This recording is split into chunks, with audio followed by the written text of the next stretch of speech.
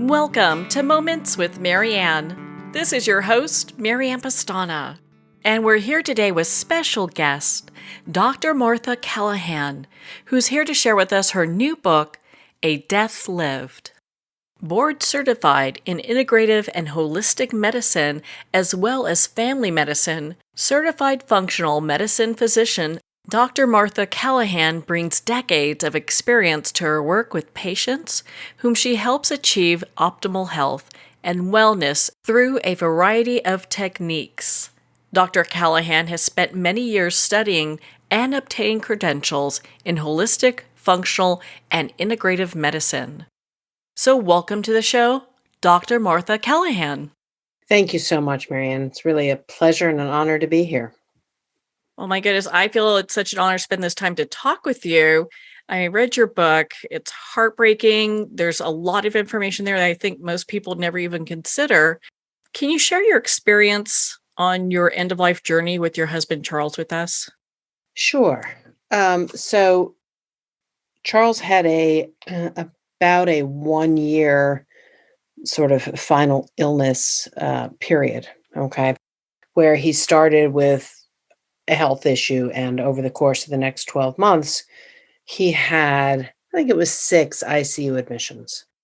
And during that time, as things became clear that they were not going to improve and actually get cured, we ultimately made the decision to stop continuing to do advanced intervention and came home with palliative care and hospice care. And he died, as I said, about 13 months into the whole process. So I witnessed this as both his wife, obviously, but also a practicing physician of over 35 years. So looking at it from both vantage points, I took the opportunity, I guess you could say, to tell the story, tell our story, tell what Charles did in confronting his mortality, his end of life, and choosing to die the way that he chose to. And that's why I titled the book A Death Lived, because I really believe that Charles lived his death.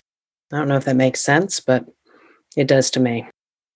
Well, I think it does to a lot of people right now because there's so many people suffering from a loss of a loved one.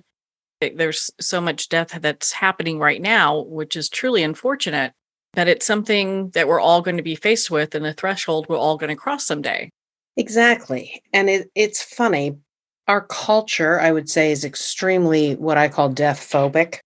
We just don't want to talk about death. We're not comfortable talking about death. And when I think about that, I think it goes back probably more than 50, probably about 100 years. Death usually occurred in the home, right? So it was more of a natural part of life. But with the advance in medicine, medical technologies, more and more people being in hospitals, deaths very often occur outside of the home, outside of the view, if you will, of family members. I know lots of people who've never experienced upfront a death. They haven't been in the process. They haven't seen a person die, been with a dead body. And I think our lack of familiarity and fear about death has contributed to us being a very death-phobic culture. I know a lot of people who don't even like talking about it. There's such a great fear around it. And I think the more conversations we have about death and dying and being caretakers and being there for our loved ones is a real important thing to do.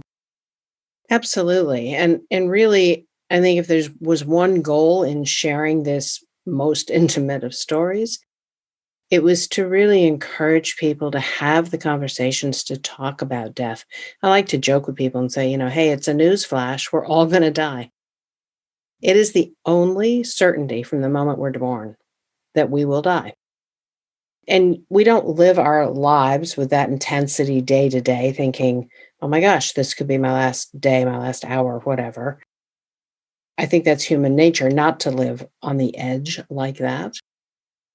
But it remains true. We are each going to die. And most of us will have more of a what I call a slow unwind than a sudden death process. And so I think it behooves us to think about how we want that to be. You can't predict every twist and turn, obviously, but there are a lot of things that we do have choices about.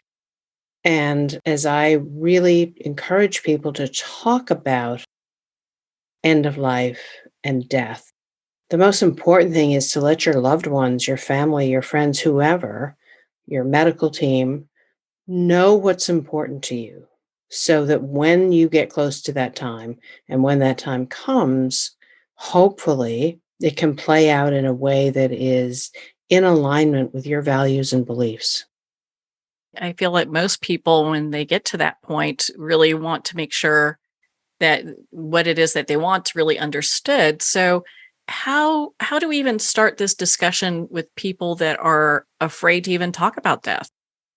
I know it's hard. And I've had a lot of people ask me, like, how they want to maybe talk to their parents about it, and the parent doesn't want to have the discussion. How do you make that happen? How do you force it? And I think it's all about the art of trying to have a difficult conversation.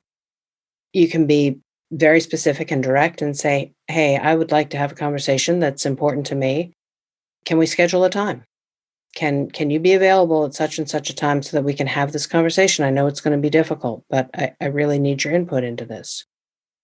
Or I think another approach that works for those of us who are what they call the sandwich generation with elderly parents and adult children. I've had some people find that they could talk to their aging parents saying, "I'm thinking about these things and talking to my children about them. That can you help me think it through?" And that kind of breaks the ice a little bit. But in the end, it's simply putting it out there. If it's the elephant in the room, all the way up to the time where the person dies, there's so much opportunity missed. And that makes me sad because as painful as the experience of losing Charles was, there was so much beauty in the whole process because we talked so much about it. And he was so clear about what he wanted, what he didn't want, and how we navigated that was all predicated on what he had been so specific about. I meant to mention this earlier, but I am so sorry for your loss because Well, I thank you. know, yeah, I know when we lose someone we really love, that never really goes away. That's with us always. Yeah, it is. But he taught us, me, I think all of us in the family, so much in the process. You know, he was so courageous and so specific in talking with us. I know at one point I tell the story of everybody was home. It was Christmas time, and he sat us down as a family and just said, "Okay, we all know I'm dying. I hope it's not soon, but here's what I want. Here's what's important. I don't want to be maintained on machines. I don't want to be on dialysis. I don't want to be a vegetable. I don't want to be a burden." And it was just an opportunity for all of us to talk about it. That's when our son said, "Well, Dad, we could just have you taxidermied and keep you in that chair." But Oh boy. yeah, You- yeah, Lots of family humor there. lots of family humor there. But that helps. The more you talk about it, the more everyone's engaged, the less fearful the conversation becomes. So that when Charles was actively dying, we as his family never had to have another conversation amongst ourselves about what we were or were not going to do because it had been so clear. Think of that. Think of that gift that he gave us. We didn't have to make any decisions for him. And that's a tremendous gift. It also just is so, it makes things so clear. So there's no question in regards to what his wishes are, what he wants, because it seems that with some families that really gets kind of muddled up, where you've got one person thinking one thing and somebody's thinking something else. And then all of a sudden you have a clash of a family. Exactly. And as a practicing physician, I've seen that so many times. But if the person who is dying has been able to have conversations, be specific about what they want, ask somebody to be their proxy so that they can make the decisions for them if they're not in a place where they can speak or communicate, and be very clear about what they do and do not want. And obviously, situations change and things come up that were unanticipated. But I think in general, if you know what their values are, what's important to them. For Charles, it was really quality over quantity. He probably could have lasted a little bit longer with more procedures and more time in the hospital, but he wanted to be at home. He wanted to be with us. And that was his choice. So I think we can avoid a lot of those conflicts. I was going to call them last minute conflicts, but last weeks, days, minutes, whatever it is, by having those conversations earlier. We all tend to other sort of, not very pleasant documents and things in our lives, right? You have to kind of pull out and make sure that, do you have the right insurances, car insurance, house insurance, life insurance? Do you have your legal will done? I mean, people work with their financial people, their tax people, kind of all those tasks. Why not just include this in part of that conversation so that, gee, here's my end of life wishes. Has any of that changed this year? The person I've asked to be my spokesperson still able and willing to do that? And by all means, have the conversation with the person. I've seen it where somebody gets called up and said, hey, you're the decision maker for this person. They had no idea. Now, that's really not very nice or very fair. It can be a little hard for many people. A little harsh, yeah. Yeah. Yeah. I've seen experiences where there's somebody in the bed dying who's saying, oh, don't tell my spouse I'm dying. And the spouse in the hall saying, oh, don't tell my spouse he's dying. It's like, oh, come on, please have the conversation. You're missing quality time. To be honest with one another and have those discussions so that the time that we do have left together, we can spend making the most of it. Exactly. Yeah. And, part of what I write about too is the medical system and how I should say, was not well trained to deal with death at all. I hope it's different now. I was in medical school a long time ago, but I'm not sure it's terribly different. And when you're a physician and a problem is brought to you, you're trained to find a solution, to offer a solution. But that isn't always, in my mind, in somebody's best interest to keep offering things that can be done, because there's a point beyond which they're not really going to change the trajectory much. And I wish we were better trained to step back and have the conversations about, this is a possibility, but this may not be the best choice because it's not really going to change anything. And I think we kind of glamorize all the interventions that can be done, like life-saving interventions. And there's nothing better than all those life-saving interventions in an acute crisis. But really, somebody with a terminal chronic illness, if you start to do CPR on somebody like that, it's not always a really wonderful thing. And I just don't think that we are forthright enough in explaining what some of those procedures and things are. It sounds good when they're offered. It's really about the quality of life It is. afterwards for the time that we have left. Yeah, it is. All going to die. So, yeah, without a doubt. Well, I understand you talk about Charles' death as a mindful experience. What do you mean by that? Well, mindfulness is something that has been a very important part of my life. Something I work with my patients, teaching mindfulness and do quite a lot of it. Really, mindfulness is about being present, just present in the moment, and not ahead in the future in kind of worry and anxiety, or in the past in regret and I should have, could have, wish I had. Being mindful is just being fully present at the moment, and being present with Charles as he was alive and as he was dying was just such a gift, because I was just able to experience the experience with him and not be worrying about, gee, if this happens, what are we going to do? Or, all those things. And some of that was not easy at all. I know I talk about this in the book, but being trained as a doctor and working as a doctor, I could go into an ICU, or I could stand by Charles's bedside in the ICU, and assess the situation as a physician and not have to deal with the emotions of it that way. Or I could realize that my role at that point was his wife and experience it fully, being more mindful of what was going on and dealing with it, not kind of compartmentalizing it away.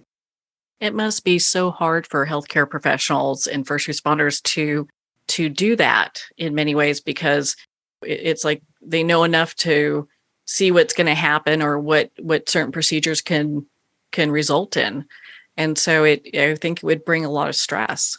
It is. It certainly did bring a lot of stress, and it took me a lot of work to get to the place where I felt as if I could actually be both.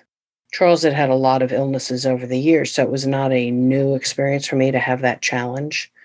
But it took till this experience really to be able to deal with it, I think, in a better way for me. So when we talk about end of life care, were there some things that you learned that you wish you had known earlier? It's a really good question. I don't know that I didn't know them perhaps, but I was surprised going through the process by the resistance that we met from some of the medical team. They were not as enthusiastic about Charles deciding to basically stop treatment and go home. And that was hard in part because they were colleagues and friends. And in the end, people came around. That was challenging. We were really fortunate to have a fabulous team of people working with us. So our experience with the hospital-based doctors, the palliative care team, the hospice care team was really fabulous. I don't know that that's universally true. I hope so. I wish so because it was a tremendous support. And obviously I hadn't ever experienced that myself personally before. So that was something that I didn't know and was really really impressed and touched by the fluidity of the hospice doctor and his ability to kind of meet Charles where he was all along the process and not be judgmental, but be very available to him. It was beautiful to watch. Oh my goodness, that's just remarkable. I know in the beginning of our discussion, you mentioned palliative care, and there may be some people who aren't really sure what that is. Can you share a little bit about that with Yeah. us? So palliative care is really the treatment of symptoms. And sometimes we laugh in medicine. It's like, yeah, that's what we all do all the time, right? But it is an entity in and of itself. And I see it as really preceding hospice care. Hospice typically is for when somebody we think is in their last 6 months of life or so, although you can graduate out of hospice if you don't die, which is always an amusing concept for people. But palliative care is kind of that bridge in between. Palliative care is for people who maybe are not going to try to continue to aggressively treat a process, maybe not continuing process that would be directed at maybe a cure. That said, there are a lot of symptoms that need to be treated. Things come up, symptoms change, and the one of the pieces of palliative care is that often can be done at home or wherever the person is. So it's kind of like that bridge. You're not quite at the hospice stage, but hopefully you're not going back to the emergency room and the hospital every time a new symptom comes up. The palliative care team is all about relief of symptoms. So, like pain relief and those kind of things? Absolutely. Pain, trouble eating, nausea, all those things. Yeah, Yeah. that seems to be a lot that happens at the same time. It does. And it is really sometimes overwhelming because there's so many moving parts. So having that palliative care team be able to be with somebody, assess them at home, offer solutions, treatments. And I often get questions from people about palliative care or hospice. Does that mean if you're in hospice care, does that mean you're going to get no treatment? And absolutely, that's not true. You continue to be treated for symptoms, for things that come up. If you're in hospice care and you fall and break your leg, obviously that needs treatment. That needs going to the emergency room, right?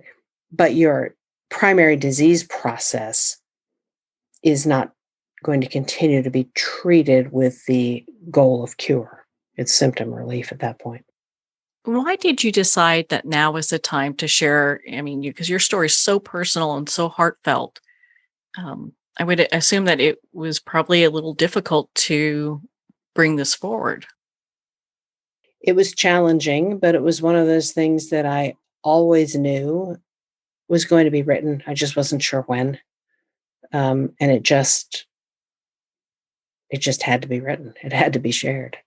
It wouldn't leave me alone, so I had to write it. Well, I'm glad you did. It's such a profound book, and I think will help a lot of people, if not thinking about the process, at least thinking about how they're going to have this discussion with somebody else. That's really the essence of it is the encouragement to have the conversations with family, friends, whomever. Begin the process. Not that it's all going to be done in one conversation or two or three, but and I think we know this just from life. If you bring up a tough subject, the more often you have that conversation, the less challenging it becomes. Maybe not the essence of it. I mean, it's hard. It's sad and painful to talk about somebody dying, but to be afraid to broach that subject because of fear of somebody's reaction just complicates it further. So I just would so love to have people be encouraged to start the conversation. Hey, I read this book. What do you think about, we've never talked about end of life care. What do you want? And I know that working with my patients and with people I know, I find so often the truth of the matter is people are kind of starved to have this conversation. They just don't know where to start. Opening the door for people has been a beautiful thing. I know you talk about a death plan. Is this part of what fits into that? Yeah, it is. I mean, a death plan would be kind of like a birth plan, in terms of, again, what are your main concerns? What are your values? And there's some fabulous tools out there. We use the 5 wishes. The Compassion and Choices is an organization that advocates for end of life care, and they have fabulous tools to actually help somebody start the process of thinking through these things. Do you want a feeding tube if you can't swallow? Is there somebody particular you want with you? Is there somebody particular you don't want with you? Um, Both in terms of specifics of intervention and kind of, if you're at the end of your life and you get pneumonia, do you want somebody to give you antibiotics? I mean, and it's not that that specific situation is going to come up, but it's a great trigger to make people start to think, make any of us start to think about, well, these are the kinds of things that could happen. As I said with Charles, he did not want to have a feeding tube. He did not want to have dialysis. He did not want to be on a ventilator. And he was able to articulate each of those. But the tools that Compassion Choices and also the 5 wishes document really helps walk you through those so that you don't have to think up each issue yourself. And if there's one, I know when we were doing the 5 wishes, we got to the question about, do you want someone to rub your feet with oil? And he was like, okay, enough. I don't care about the oil and I'm done, so it was okay. So we've gone far enough today. And it's not that you have to answer every question, but it just makes you think about, oh, yeah, these are the kinds of things that will likely come up. And the more we talked about it, the more clear I was on what he did and didn't want, the less hard it made it to go through those final days when we were enacting what he wanted. because he'd been hit, the conviction with which he spoke all of that eased the burden tremendously for us. Well, one of my dear friends, her mother wanted oil on her feet when she was coming close to that threshold. So that is an important question, because some It people is. want that. Yeah. Do you want music played? Do you want, Mhm. yeah, do you like to be warm? Do you want a fan on? Just things. And again, it may not turn out to be germane at all when the time comes, but all those little things that help ease that conversation. That's what's important, because you can't really make all the decisions that you need to make until you've been in conversation when these things come up and you can articulate them, and somebody needs to be able to advocate for you, or because you might not be able to communicate. That's an important part. And I like the part where you talked about, who do you want there? Because some people bring a lot of stress. Exactly. And there may be people that would be better to visit later, or what have you. Yeah. Yeah. And it doesn't have to be, hopefully, it does not have to be an experience over which you have absolutely no say. And control might be too strong a word, but we can affect how this process unwinds for ourselves. It's important for somebody to be at home, or there are people who would prefer not to be at home and not have to have family members taking care of them. We had that discussion. Um, how do you where do you want to be? And it's important to think that through. There are people who would not be comfortable being at home and having family members take care of them, and there are people who absolutely don't want to be in a hospital. So, no judgment. It's just these are the kinds of things that we can think about. When it comes time to a patient passing, do physicians usually see that as a personal failure? Well, I hope not, but I'm afraid sometimes they do. Um, One of Charles's physicians told me that years later, which was really, really hard for me to listen to, hard for me to hear. It made me sad. I was sorry that he had carried that burden with him through his career. But I also thought, why would you think that way? Because every single one of us is going to die. It just struck me as I mean, we don't have the the power or the ability to prevent that. We can perhaps alter when it happens. It's probably the doctors taking on too much. Yeah.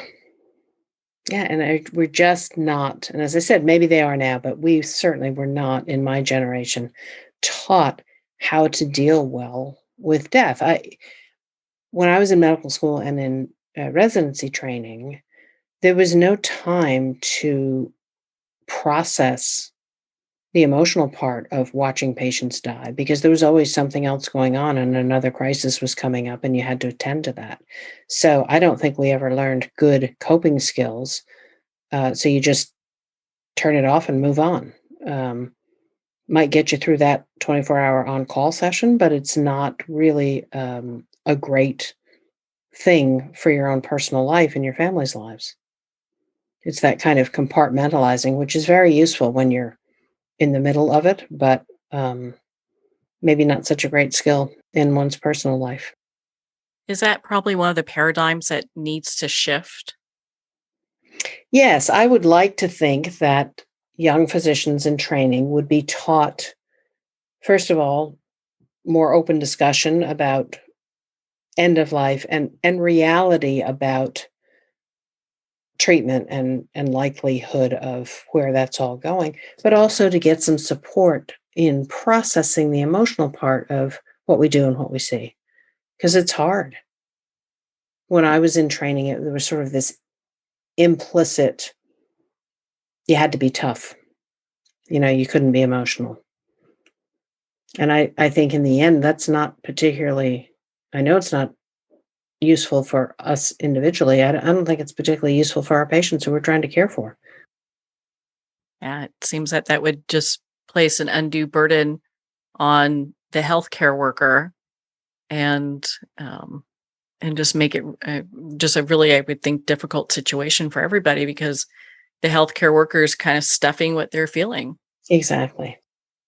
Yeah. So I hope that the current training has some space and some support for helping people through that in all segments of the healthcare professions. I mean, I think about some of the first responders and what they have to experience, and I hope they get some emotional support because that's got to be terribly burdensome.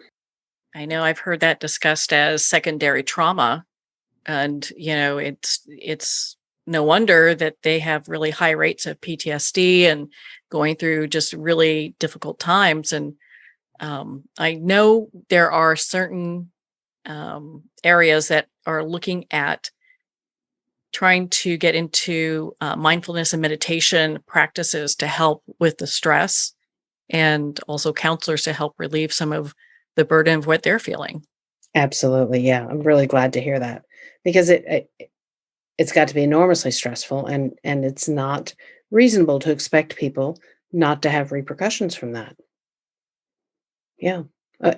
We could, I think of many examples of people who deal with traumatic situations, where hopefully they're going to get some support to deal with it.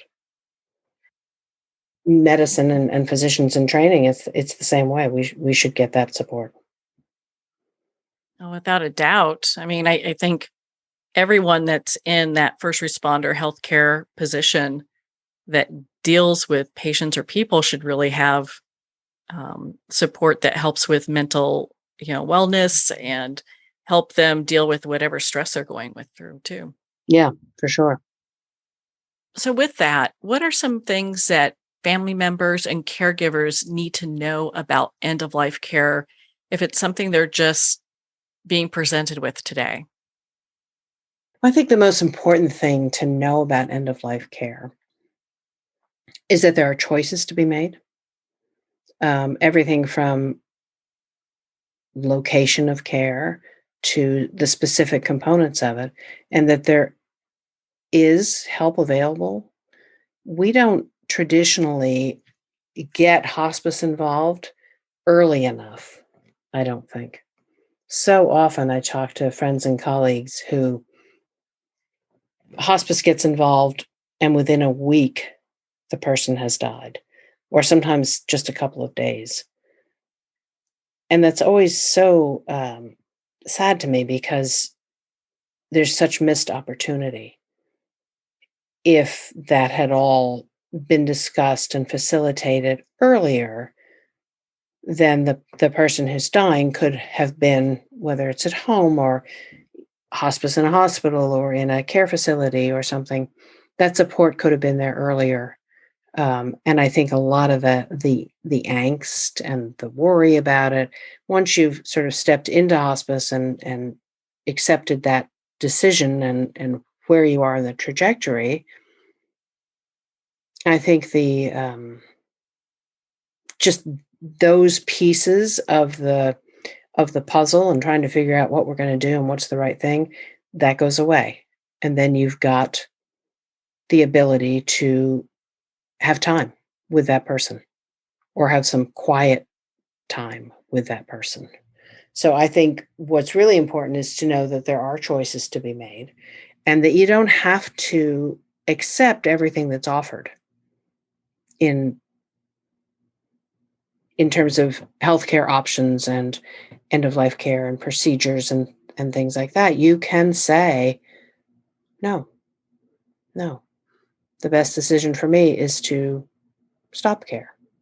You can also choose to have every single thing done. So there's no right or wrong. It's just a question of somebody being able to explain what's going on, where you are in the process, and what the options are.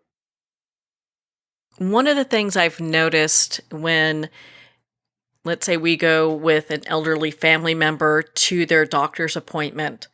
A lot of the times, the doctor, the receptionist, they will address the person that's with them instead of the patient. And the patient's fully cognitive, their body may be breaking down, but they are 100% still there. And that could be really disempowering. How do we get to a place where we can better honor the people who are elderly going through these type of situations? I think what you're doing is brilliant. Be with them and redirect the conversation.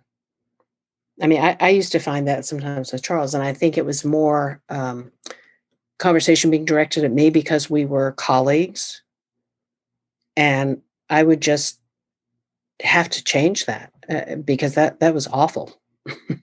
So I think just being somebody's advocate and redirecting that conversation back to that person, because it's not right to just marginalize them as if they don't exist. Yeah, I mean, that can be a real different thing. And maybe that's another paradigm that needs little shifting there, as well. Right. And understanding that a lot of people as they get older can't hear well and can't, cognition might be changing, but doesn't mean that's true of everybody. But, Yeah. there's a lot about the healthcare system that should be changed. I guess that would be a whole other topic for another conversation. Yeah, that's a whole nother topic right there. I don't know if we can even cover that in an hour. No, I So, don't think so. No, I don't think so at all. Mm. so well, and you do talk about should they be in the hospital, be at home? If someone's in the hospital and they really rather be at home, is there ways to facilitate that? Absolutely. I mean, if you have somebody who can help you at home, right? And a lot of it depends on what resources, and I'm talking about people and family and help and everything else. But if you can be cared for at home and you want to be home, then absolutely, I think that should be facilitated. Um, yeah, I mean, the system is such that you have to have somebody discharge you from the hospital, but that hopefully would not be an issue if you could have the conversation with your care team. Yeah, and kind of let them know where you're at that time, Right. Although I especially would now. argue that the care team should be helping you make that decision. You shouldn't have to go to them with it. But, that's just part of the shifting paradigm. But you can always ask for a palliative care or a hospice consult. That does not have to wait for the physician to request that or to suggest that. So family members can request that at any point in time. When we were beginning to explore that topic, Charles and I were thinking like, where is this going, and what do we, you know? And I called my friend, the hospice doctor, and said I didn't tell him at first that I was talking about Charles. I, sort of pretended as if I was talking about a patient, and told him the situation. I said, "So what's the timing for a palliative care consultation in this situation?" And he said now. And I just remember my heart sinking because I knew he was going to say that, but to hear it was different. Um, and and he knew I was talking about Charles anyway. But you can facilitate that at any time. So is there a point when, and I know we kind of touched on this a little bit earlier, but I kind of want to dive a little bit more into this. Is there like at what point do we decide, hey, that doing further medical procedures is not the way to go? Well, so much of that depends on both what's happening medically and what's important to the person. You can't.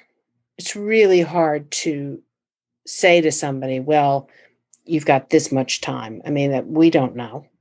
We don't know. But we can say this very much looks as if it's heading in this direction. We don't know how much time it is. Doing this procedure might extend that time by this much. This is what it might feel like. This is, these are some issues that might come up from it. Um, I think most people have an intuitive sense when they reach that point that they're done, and very often they don't know how to articulate that. And then if that choice is not being included in the list of options, I see people just kind of clam up and not mention it. Well, thank you for going over that because I think that that's a real important piece. And you have another topic in your book that you discuss, near death awareness. Can you share a little bit about that with us? Yes, yes, it was something that I didn't know much about, and when we were in the process, I was looking for anything I could that would be helpful to read, and, I'm sorry, I'm absolutely blanking on the name of the person who wrote the book that was, quite impactful, but she talked about this thing called near death awareness and how people who are getting towards the end of their lives have this sort of sense and how it often plays out very similarly. And she talks about people and we family members and loved ones tend to sort of chalk it up to, well, they're confused, they're hallucinating, they don't know what they're talking about. And in fact, she said she thinks that they absolutely do know what they're talking about. And there's a lot of code. People will very often talk about wanting to know where the plane tickets are, or where's the bus schedule, or they have to pack, or all kinds of metaphor for the fact that they're dying. And I actually experienced that with Charles. He turned at one point to me and said, and this was just a few days before he died, he said, "Would you get me the map?" And I remember saying, "What?" Because I wasn't sure I'd heard him right. And as he said it again, it just hit me like a bolt. It's like, oh, he's doing what I just read about, asking me for a map. I really find it a beautiful thing. But this near death awareness, that's not an infrequent experience for people. I think the book you were talking about was Final Gifts. Was that one? You're absolutely right. Thank you. Hmm. Yeah. It's Yep. just a remarkable read. And, do you find that understanding and hearing that story kind of help prepare you a little bit more? It certainly did. Hmm. Particularly when I realized, because the asking for a map had no bearing on what was going on at the particular moment, at least in my world. Obviously, it had bearing for what was going on in Charles's world. Yeah, what was really happening with him. Yeah. And the other thing that happened for him, and this was several months before he died, but he would have conversations in his sleep that were different as I would listen, as I would wake up and hear him talking. Periodically over the years, I heard him talk in his sleep. I suppose we all do. There was something just qualitatively different about this experience. And I would ask him either then or in the morning, like, "You were talking." "Oh, yeah, I know." It's like, "Who are you talking to?" He said, I don't know. I don't know who they are, but they're very familiar. It's very comfortable." And he got to the point where he said to me, "I think I'm just trying out the other side," which is pretty amazing. That's pretty profound Yeah. to hear that because it is the veil that we go beyond, in my beliefs, Mine to too. Yep. where we'll be. Exactly. Yep. So I think he was going back and forth for a while there, trying it on. Mhm. Well, it sounds like you had a shared death experience together because of everything that you were going through with your husband. And I know that's kind of a new term that's been talked about when people are having experience with a loved one. Yeah. Yeah, and the other huge gift that happened as he died, and it was totally unexpected to me, was that I actually physically saw his spirit leave. So, um, that was a profound gift to me. Oh my gosh, that must have been just an amazing, heartfelt gift for you. It was, and, I could left brain my way into thinking, "Oh, that, just doesn't that wasn't true." It was absolutely true, and the way that I most knew it was just the incredible sense of peace that came with that experience. Right at the moment when he had just died. Not a time that I would have expected to feel really peaceful. Most people wouldn't expect to be going through a tremendous amount of peace at that time. Right. So, with what do you believe happens to us when we die? Well, I think I know now that our spirit, essence, soul, whatever you want to call it,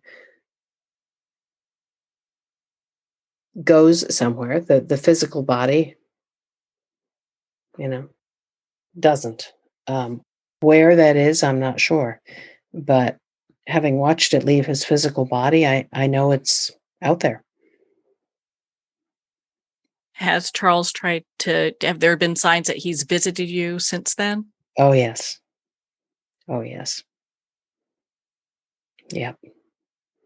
One of the things I love best. Any that you can share? Yeah, I'll tell you what I often experience. And it's interesting to me because I can recall the sound of his voice. I obviously can recall what he looks like, what, his hands felt like. When I smell his pipe smoke, I know he's here. I can't call that scent up in my brain or my memory. I could tell you, "Oh, I loved it and it smelled like this," but when I actually smell it, that's my sign. Do you find that you get little whiffs of it here and there and it I just brings do. you comfort? Yep, it does. Different places, different times, different locations. It's like, "Oh, hi, babe. How are you?" Yep. Well, I think that's so encouraging because, we do cross over in my belief, and our consciousness still survives, and having those, lovely signs that come and are there for you, I think is just such a remarkable gift. It is. And funny thing to say about the hardest thing I've ever done in my life, but there were so many gifts, and really that compelled me to be willing to share them, to be willing to share the story, and to really, really hope that people will take the time to start having the conversations, pull out one of those tools, start to kind of work through them with someone. That's another way to start a difficult conversation. Use the tool, but have the conversations, because I just I can't emphasize enough. I am sure people will be glad that they did. Well, I have to tell you, the information in your book offers so much information on this topic. And there's so much in there that I've never even thought of. And it is actually starting the discussion with me and my family in regards to what does our end of life care look like. And I really feel strongly that this will help a lot of people to start having these discussions. So there's not big question marks at the end, like, what do we do? Yeah. So, Martha, where can our listeners connect with you and be part of your community and learn more about your work? Oh, thank you. It's so my website is fivestoneswellness.com.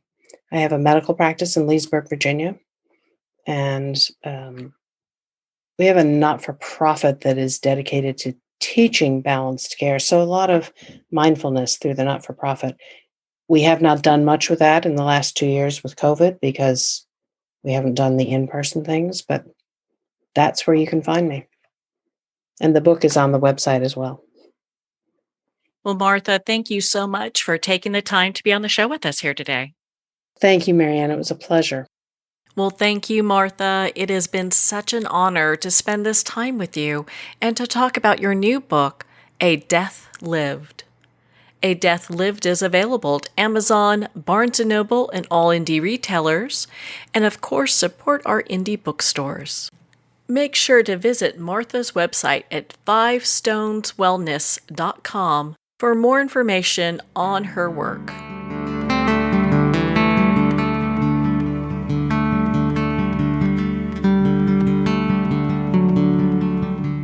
I'd like to thank Jason Eastwood at Guitarfulness for sharing his inspiring music and talent with us. His music is known worldwide for cultivating atmospheres of harmony, inner peace, and clarity. Visit Jason's website at guitarfulness.com. Join his newsletter, be part of his community, and download his music.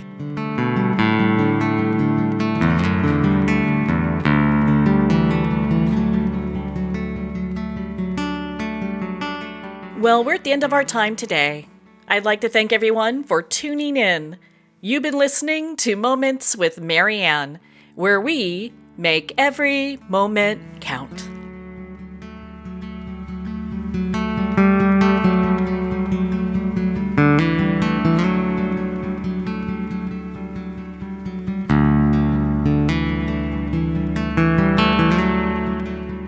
In a single moment, your life can change. Moments with Marianne is a transformative hour that covers an endless array of topics with the best of the best. Her guests are leaders in their fields, ranging from inspirational authors, top industry leaders, and business and spiritual entrepreneurs. Each guest is gifted and a true visionary, a recognized leader in her own work, and while teaching others to develop, refocus, and grow, Marianne will bring the best guest and sometimes a special surprise. Don't miss this. You never know just which moment will change your life forever. Make sure to tune in and visit momentswithmarianne.com for more information.